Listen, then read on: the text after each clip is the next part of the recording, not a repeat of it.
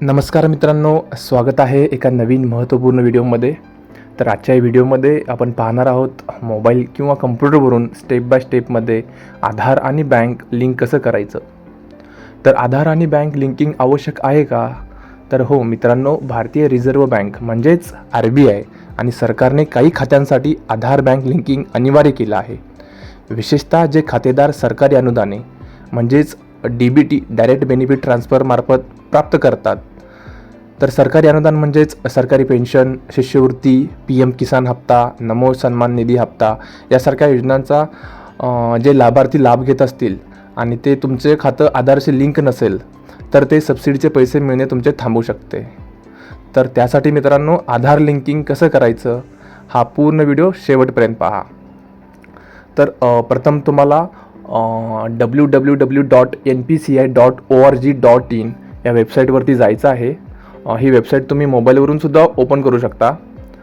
तर यामध्ये प्रथम तुम्हाला व्हिडिओमध्ये दाखवल्याप्रमाणे पाहू शकता कन्झ्युमर या बटनावरती क्लिक करायचं आहे. क्लिक केल्यानंतर प्रथम तुम्हाला भारत आधार सीडिंग एनेबलर या बटनावरती क्लिक करून पुढच्या पेजवरती जायचं आहे. तर पाहू शकता मित्रांनो, भारत आधार सीडिंग एनेबलर हे बटन क्लिक केल्यानंतर हे पेज ओपन होईल. यामध्ये तुम्हाला प्रथम आधार मॅप स्टेटस म्हणजे तुमचे जे आधार आहे ते कोणत्या बँकेशी संलग्न आहे हे प्रथम आपण चेक करून घेऊयात. तर यामध्ये तुम्हाला तुमचा आधार नंबर टाकून द्यायचा आहे. आधार नंबर टाकल्यानंतर जो काही कॅप्चा आहे तो कॅप्चाही येथे एंटर करायचा आहे. कॅप्चा एंटर करून झाल्यानंतर तुम्ही पाहू शकता चेक स्टेटस या बटनावरती क्लिक करायचं आहे. त्यानंतर तुमच्या आधारला जो मोबाईल नंबर लिंक आहे त्या मोबाईलवरती एक 6 अंकी OTP जाईल. तो OTP ते मित्रांनो टाकून द्यायचा आहे. OTP टाकल्यानंतर कन्फर्म या बटनावरती क्लिक करायचं. त्यानंतर तुम्हाला ही विंडो दिसेल. याच्यामध्ये तुम्हाला तुमचा आधार नंबर, तुमचा मॅपिंग स्टेटस म्हणजे चालू आहे की नाही, तसेच ते कोणत्या बँकेशी लिंक आहे हे सुद्धा इथे दिसेल. तुमचं आधार जे आहे ते कोणत्या बँकेशी लिंक आहे हे या विंडोमध्ये दिसेल. ठीक आहे. तर मित्रांनो पाहू शकता ही डिटेल्स. यानंतर मित्रांनो तुम्हाला तुमचं आधार हे आधार जे लिंक आता कोणत्या बँकेशी करायचं आहे, म्हणजेच जर तुमच्या आधारला जर बँक लिंकच नसेल तर ते फ्रेश लिंक कसं करायचं किंवा तुमचं एका बँकेतून दुसऱ्या बँकमध्ये आधार ट्रान्सफर जे आहे ते लिंक कसं करायचं हे पाहूयात. तर याच्यामध्ये मित्रांनो तुम्हाला पाहू शकता आधार सीडिंग आणि डीसीडिंग या ऑप्शनवरती क्लिक करून तुम्हाला तुमचा आधार नंबर इथे टाकायचा आहे. जी आपली मेन विंडो आहे त्या विंडोमध्येच यायचं आहे. आधार सीडिंग डीसीडिंग यावरती क्लिक करून तुम्हाला तुमचा आधार नंबर टाकायचा.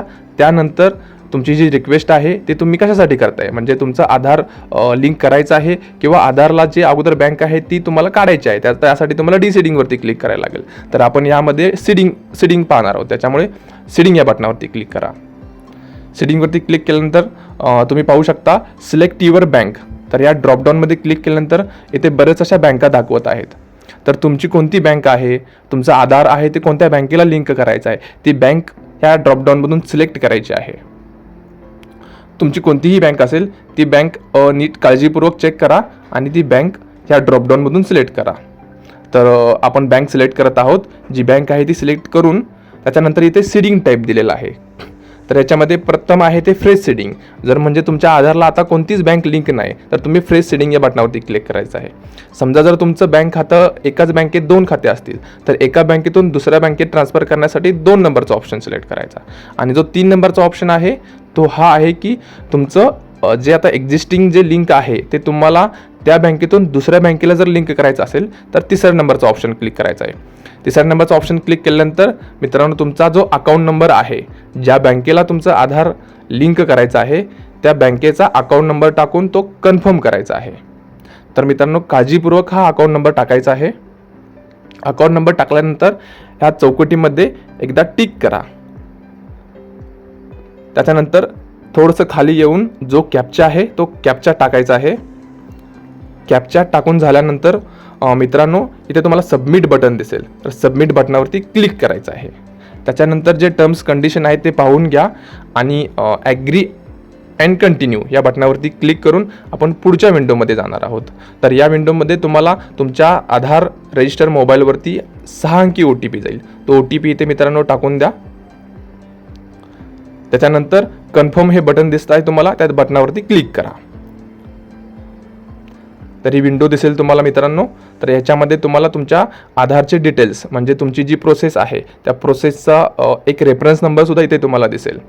तर पाहू शकता हा एक मेसेज आलेला आहे, म्हणजे तुमचं जे आधार नंबर आहे हे करंटली एक्झिस्टिंग बँकेमध्ये लिंक होतं आणि ते तुम्ही आता नवीन बँकेमध्ये लिंक करत आहात. हा एक मेसेज येत आहे इथं, तो कन्फर्म करायचा आहे. कन्फर्म बटनावरती क्लिक केल्यानंतर इथे तुम्हाला तुमचा रेफरन्स नंबर दिसेल. हा रेफरन्स नंबर नोट करून ठेवा. हे जे आधार सीडिंग आहे ते पेंडिंग स्टेटसमध्ये दाखवत आहे, तर ते थोड्या वेळाने ॲटोमॅटिकली आपल्याला सक्सेस हे दिसेल. तर हे थोडंसं लोड घेत आहे, थोडीशी ते वाट पाहावी लागेल. याच्यानंतर तुम्हाला एक फ्रेश विंडो दिसेल. याच्यानंतरची स्टेप आहे ती अशी दिसेल, ज्याच्यामध्ये तुमचं जे आधार लिंक स्टेटस आहे म्हणजे एका बँकेतून दुसऱ्या बँकेमध्ये तुम्ही जे आधार ट्रान्सफर केलेलं आहे म्हणजे आधार जे लिंकिंग आहे ते तुम्ही केलेलं आहे. तर इथं पाहू शकता तुमचा आधार नंबर सक्सेसफुली रजिस्टर्ड झालेला आहे एका बँकेतून दुसऱ्या बँकेमध्ये, म्हणजे जे तुम्हाला बँक हवी होती त्या बँकेमध्ये तुम्ही हे आधार बँक लिंकिंग स्टेटस तुम्ही कंप्लीट केलेलं आहे. तर ही जी लिंक आहे ती गव्हर्नमेंटची अधिकृत लिंक आहे. या वेबसाईटवरती जाऊन तुम्ही तुमचं आधार आणि बँक चिंता न करता लिंक करून घ्या. तसेच ही जी लिंक आहे ती डिस्क्रिप्शन बॉक्समध्ये मी दिलेली आहे, ते तुम्ही चेक करू शकता. तर मित्रांनो, हा महत्त्वपूर्ण व्हिडिओ तुम्हाला कसा वाटला लाईक आणि कमेंट करून नक्की सांगा. चॅनलवर जर नवीन असाल तर अशा महत्त्वपूर्ण व्हिडिओ आणि अपडेटसाठी आत्ताच सबस्क्राईब करा. धन्यवाद.